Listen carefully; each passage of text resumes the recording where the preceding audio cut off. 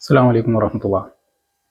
ഇന്നലെ ഒരാൾ വിളിച്ചു ചോദിച്ചു, സിംഗപ്പൂരിലും നമ്മുടെ കേരളത്തിലും തമ്മിൽ ഫുഡ് ഐറ്റംസിൽ ഏകദേശം എത്ര രൂപയുടെ ഡിഫറൻസ് ഉണ്ട്, എത്ര വ്യത്യാസമുണ്ട് എന്നുള്ള ഒരു സംശയം ചോദിച്ചു. ഇങ്ങനെ ഒരുപാട് സംശയങ്ങൾ ചോദിക്കുമ്പോഴാണ് നല്ല ഉത്തരങ്ങളും തരാൻ പറ്റുക. ഇപ്പം സിംഗപ്പൂരിലും കേരളത്തിലും തമ്മിൽ ഏകദേശം ഒരു 3 ടൈം ഡിഫറൻസ് ഉണ്ട്.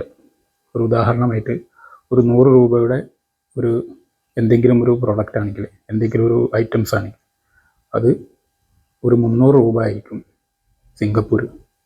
അതേ 100 രൂപയുടെ പിന്നെ എന്തെങ്കിലും ഒരു പ്രോഡക്റ്റ് അങ്ങ് GCCയിൽ ദുബായിലോ സൗദി അറേബ്യയിലോ ഖത്തറിലോ എവിടെ ആയാലും അത്ര വ്യത്യാസം ഉണ്ടാവില്ല. ഒരു 100 രൂപ ഉള്ളത് അങ്ങനെ പോയാൽ ചിലപ്പോൾ ഒരു 100-130 രൂപ ഉണ്ടാവും, അല്ലെങ്കിൽ 150 ഉണ്ടാവും.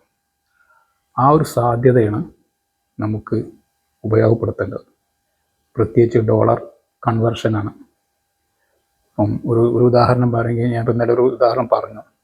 വെളിച്ചെണ്ണ ഇവിടെ 350 ആണെങ്കിൽ അങ്ങോട്ട് സിംഗപ്പൂർ എത്തുമ്പോൾ ഏകദേശം 900-1000 അടുക്കുന്നുണ്ട്.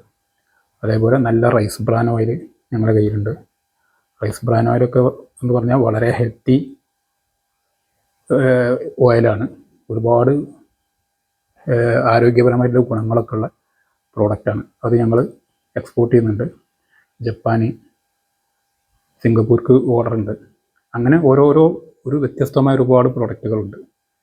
ഈ പ്രോഡക്റ്റുകൾക്ക് നിങ്ങളുമായി ഞങ്ങൾ സഹകരിക്കാൻ തയ്യാറാണ്. നിങ്ങൾ വളരെ ആത്മാർത്ഥമായിട്ട് എഫിഷ്യൻസി ഉണ്ടെങ്കിൽ, നിങ്ങൾക്ക് താല്പര്യം ഉണ്ടെങ്കിൽ ഞങ്ങളുമായി സഹകരിക്കുക.